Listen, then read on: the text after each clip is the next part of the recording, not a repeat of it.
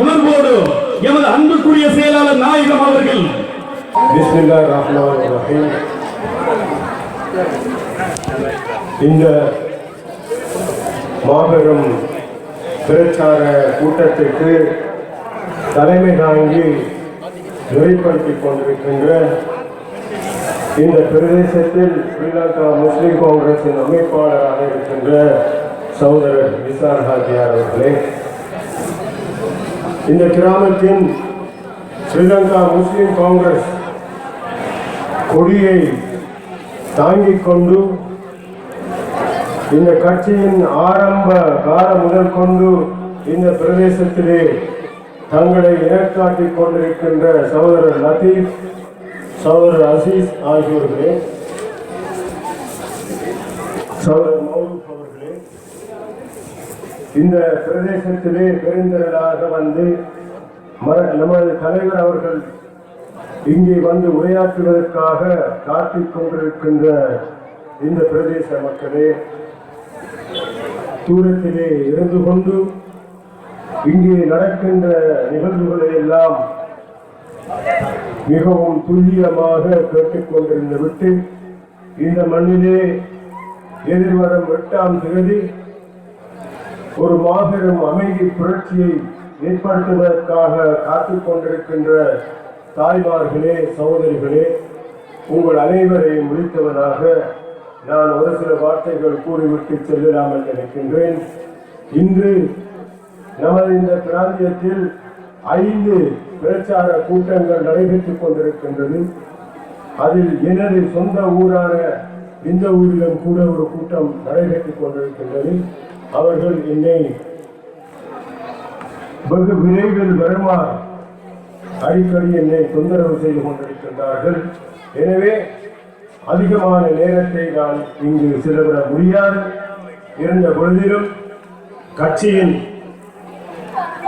இறுதி பிரச்சாரம் கூட்டம் என்ற வகையிலும் தேசிய ரீதியாக இந்த நாட்டிலே நடைபெறுகின்ற மிகவும் முக்கியமான தேர்தல் என்ற வகையிலும் கட்சியின் நிலைப்பாட்டை நான் இன்று சொல்லிவிட்டு செல்லலாம் என்று நினைக்கின்றேன். இலங்கையின் அரசியல் வரலாற்றில் அதிகமான பாராளுமன்ற உறுப்பினர்கள் மிகவும் பலம் வாய்ந்த ஒரு அரசாங்கத்தில் இருந்து எதிரணிக்கு தாவி சென்ற ஒரு வரலாறு இந்த மண்ணிலே, இந்த நமது நாட்டு மண்ணிலே இப்போது நிகழ்ந்து கொண்டிருக்கின்றது. நேற்றுடன் 27 பாராளுமன்ற உறுப்பினர்கள், அரசாங்க பாராளுமன்ற உறுப்பினர்கள் எதிரணி பொது வேட்பாளருக்கு ஆதரவு கொடுப்பதற்காக அரசாங்கத்திலிருந்து எதிர்கட்சிக்கு மாறியுள்ள ஒரு கட்டம் இந்த நாட்டிலே நிகழ்ந்து கொண்டிருக்கின்றது. இதை நீங்கள் நன்றாக கவனித்துக் கொள்ள வேண்டும். இந்த நாட்டின் வரலாற்றிலே என்றுமே நடக்காத ஒரு விடயம் நிர்வாகம். அதிலும் 13 பேர் நமது சமூகத்தைச் சேர்ந்த முஸ்லிம் பாராளுமன்ற உறுப்பினர்கள். ஒரே நேரத்தில் 13 முஸ்லிம் பாராளுமன்ற உறுப்பினர்கள் இந்த அரசாங்கத்தை விட்டு வெளியேறி இருக்கின்றார்கள் என்றால் அதற்கு ஒரு முக்கியமான காரணம் இருக்க வேண்டும். அந்த காரணம் உங்கள் எல்லோருக்கும் தெரியும். நீங்கள் இந்த நாட்டிலே வடக்கு பிரதேசத்துக்கு சென்றாலும் சரிதான், தெற்கு பிரதேசத்துக்கு சென்றாலும் சரிதான், கிழக்கு மேற்கு மத்திய எங்கு சென்றால் யாராவது ஒரு முஸ்லிமை நீங்கள் சந்தித்து சலாம் சொல்லிவிட்டு இந்த தேர்தலிலே நீங்கள் யாருக்கு வாக்களிக்கப் போகின்றீர்கள் என்று கேட்டால் உடனேயே எந்த விதமான தாமதமுமின்றி நாங்கள் மைத்திரிபால சிறிசேனவுக்குத்தான் எங்களது ஆதரவை, எங்களது வாக்குகளை அளிக்க இருக்கின்றோம் என்று எந்த விதமான தாமதமுமின்றி அச்சமுமின்றி அவர்கள் சொல்லுவார்கள். அந்த அளவுக்கு இந்த நாட்டிலே உள்ள முஸ்லிம்கள் முடிவெடுத்திருக்கின்றார்கள். இதற்கு என்ன காரணம்? 2.5 வருடங்களுக்கு முன்பு இந்த நாட்டிலே முஸ்லிம்களின் மதம், கலாச்சாரம், இருப்பு என்பவற்றை சீரழிப்பதற்காக என்று ஒரு பெருந்தேசிய கடும்பூக்குவாத கும்பல் ஒன்று இந்த நாட்டிலே தோன்றியது. அந்த தோற்றத்தின் பின்னணியில் இந்த அரசாங்கம் இருந்திருக்கின்ற விஷயம் முஸ்லிம்களுக்கு தெளிவாக தெரிந்திருக்கின்றது. இந்த நாட்டிலே சென்ற 2013 ஜனவரியில் இருந்து ஜூலை மாதம் மட்டும் 7 மாதங்களில் முஸ்லிம்களுக்கு எதிராக 350 எதிர்ப்பு சம்பவங்கள் இந்த நாட்டிலே நிறைவேறியதை ஸ்ரீலங்கா முஸ்லிம் காங்கிரஸ் ஐக்கிய நாடுகள் சபை வரை கொண்டு சர்வதேசமயப்படுத்தியது. இந்த 350 சம்பவங்களையும் செய்தது யார்? இந்த நாட்டிலே இருக்கிற சட்டம் ஒழுங்கு எதுவுமே அவர்களை கட்டுப்படுத்த முடியாத ஒரு நிலையில் அவர்கள் ருத்ர தாண்டவம் ஆடிய பொழுது இந்த நாட்டில் உள்ள அரசாங்கம் பெருமையாக பார்த்துக் கொண்டிருந்தது. அதன் உச்ச நிலைதான் இந்த அழுத்தம வேறுவர போன்ற பிரதேசங்களில் அரங்கேறி முடிந்திருக்கின்றது. அந்த சம்பவத்திற்காக இந்த நாட்டின் தலைவர் ஜனாதிபதி அவர்கள் இதுவரை இந்த நிமிஷம் வரை எந்த விதமான மன அழுத்தத்தையும் அவர் தெரிவிக்கவில்லை. சர்வதேச மட்டத்திலே உள்ள அல் ஜசீரா என்ற ஒரு வெளிநாட்டு செய்தி நிறுவனத்திற்கு பேட்டி கொடுக்கின்ற பொழுது அவர் சொல்லியிருந்தார், அது ஒரு சிறிய சம்பவம் எங்களுடைய நாட்டிலே நடந்து முடிந்திருக்கின்றது. அதை இந்த முஸ்லிம்கள் வீணாக பெரிதுபடுத்துகின்றார்கள் என்ற கருத்துப்படி அவர் தனது அந்த கருத்தை வெளியிட்டிருந்தார். இவ்வளவு அனர்த்தங்கள் நடந்த அந்த சம்பவத்தை அதற்கு மனவருத்தம் தெரிவிக்காமல் சர்வதேச செய்தி நிறுவனத்துக்கு ஒரு சிறிய சம்பவம் என்று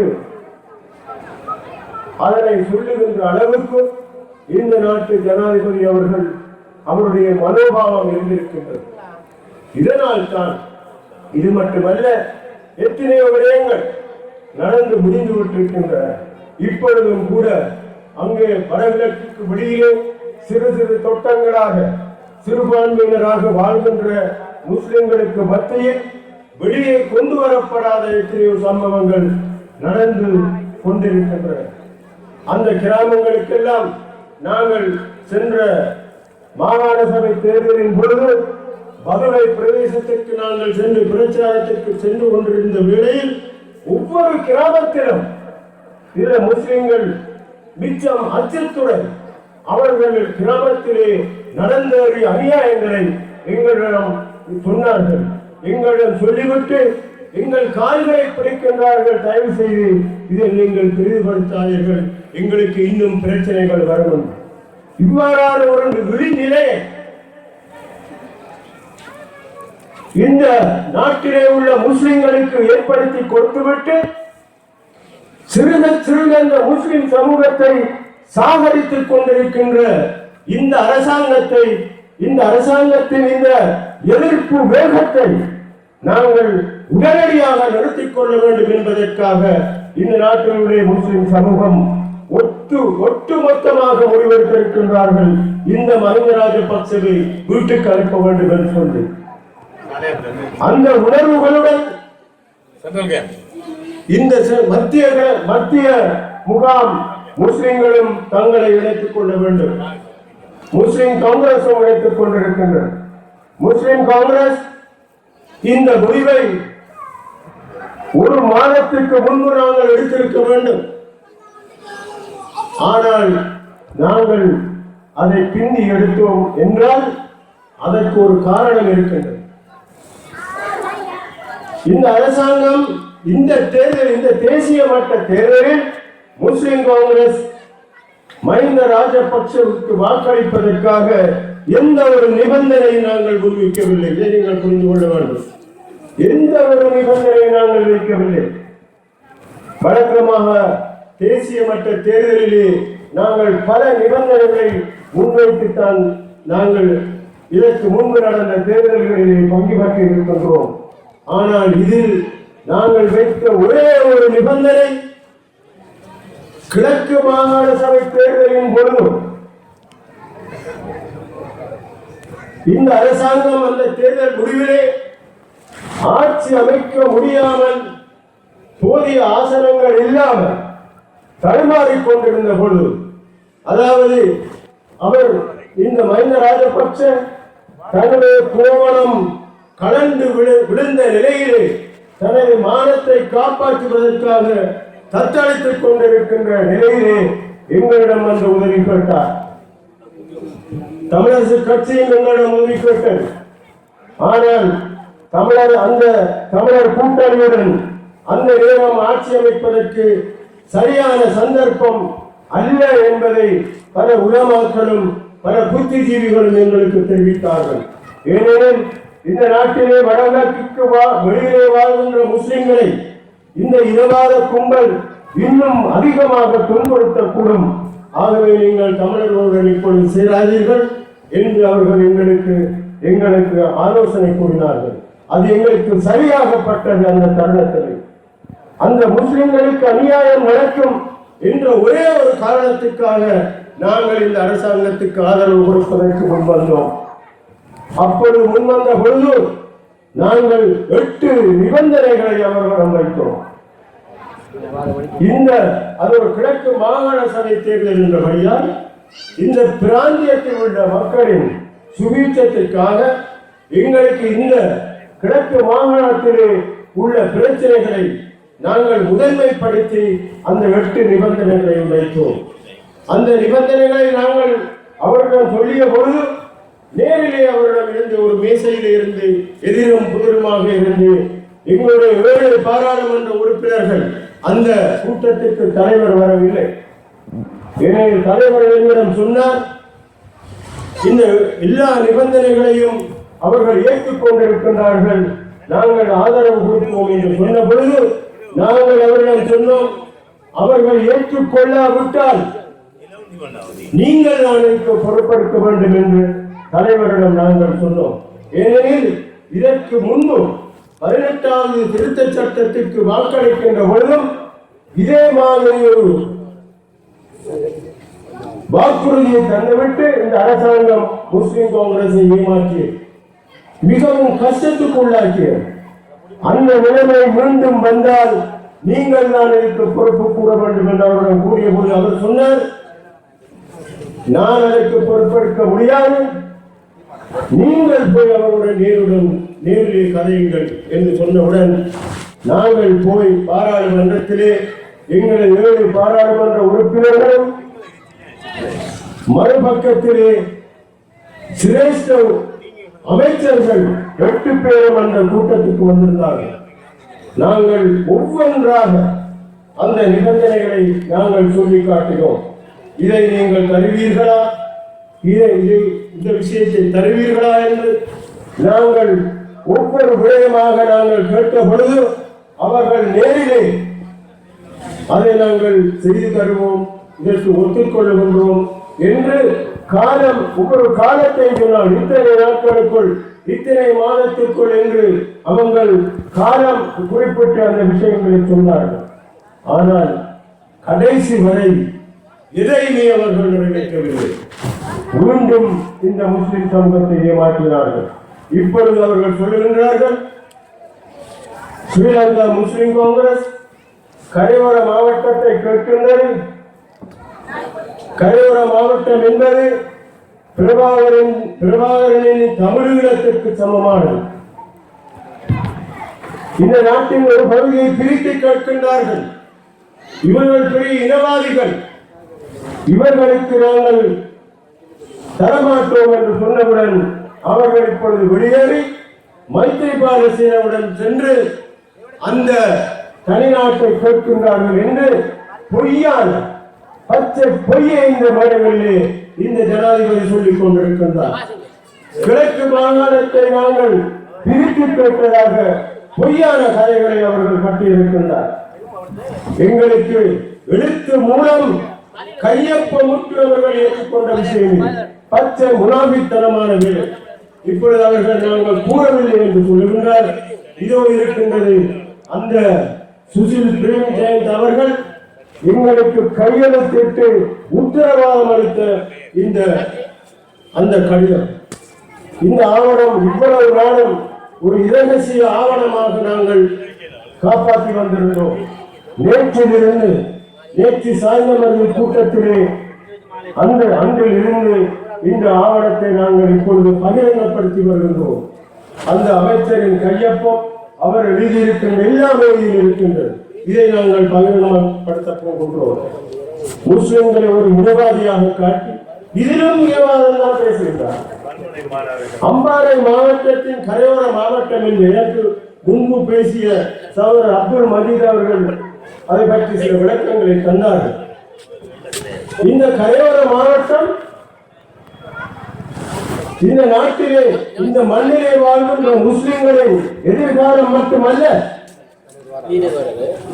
இந்த தேசிய மட்டத்திலே இங்கே வாழ்கின்ற நாட்டிலே வாழ்கின்ற அனைத்து முஸ்லிம்களின் அரசியல் தளமாகும்.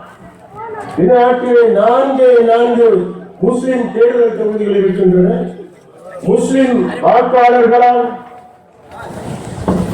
முஸ்லிம் பிரதிநிதிகளை வென்றெடுக்கக்கூடிய தனித்துவமான முஸ்லிம் தேர்தல் தொகுதிகள் இந்த நாட்டிலே 4 தான் இருக்கின்றது. சம்பந்தர், பொத்துவில், கல்முனை, மூதூர்.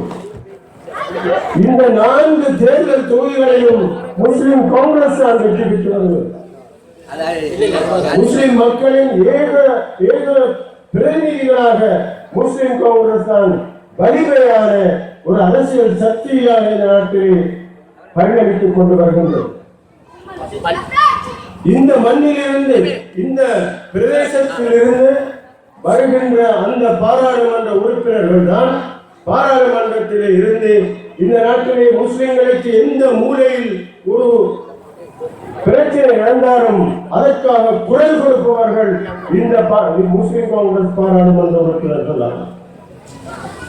இந்த மாகாணத்தில் உள்ள மாகாண சபையை அதன் சமபலத்தை வைத்துக் கொண்டிருப்பது முஸ்லிம் காங்கிரஸ் இருந்தார்.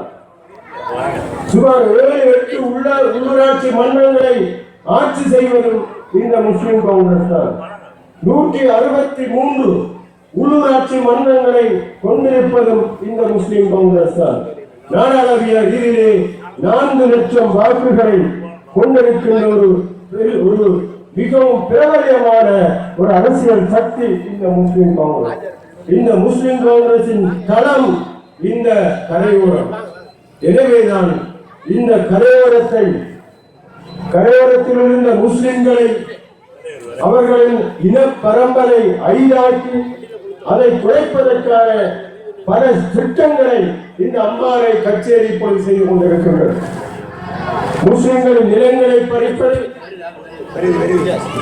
முஸ்லிம்களின் பிரதேசத்தை இது செய்வதற்காக அவர்கள் மற்ற இடங்களிலே சென்று அந்த பிரதேசத்தில் உள்ள முஸ்லிம்களை இடம்பெயர செய்வது, இவ்வாறான பல பிரச்சனைகள் இவர்கள் செய்து கொண்டிருக்கின்றார்கள். எம்எச்எம் அஷ்ரப் அவர்களின் கால் வழி சுவடுகளிலே தனது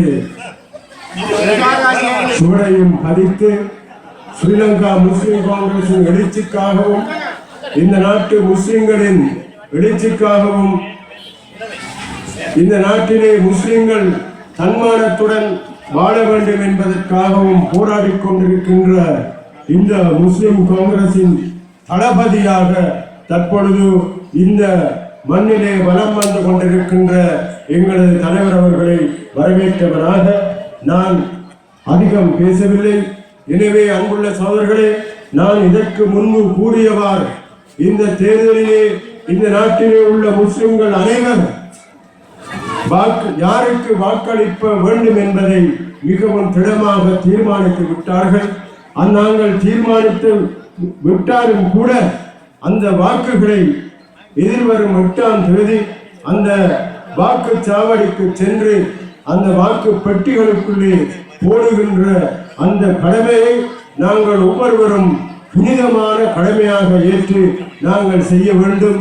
அந்த கடமையை நிறைவேற்றுவதற்காக இறுதிக்கட்ட தேர்தல் வேலைகளை மிகவும் நீங்கள் மும்முரமாக அதில் ஈடுபட்டு இந்த பிரதேசத்தில் உள்ள சகல வாக்குகளையும் ஒன்று திரட்டி அந்த மைத்திரிபால சேனநாயக்காவின் அன்னம் சின்னத்திற்கு வாக்களிக்கின்ற வேலைகளை நீங்கள் துரிதமாக முன்னெடுக்க வேண்டும் என்று கேட்டு விடைபெறுகின்றேன். நன்றி. அஸ்ஸலாமு அலைக்கும்.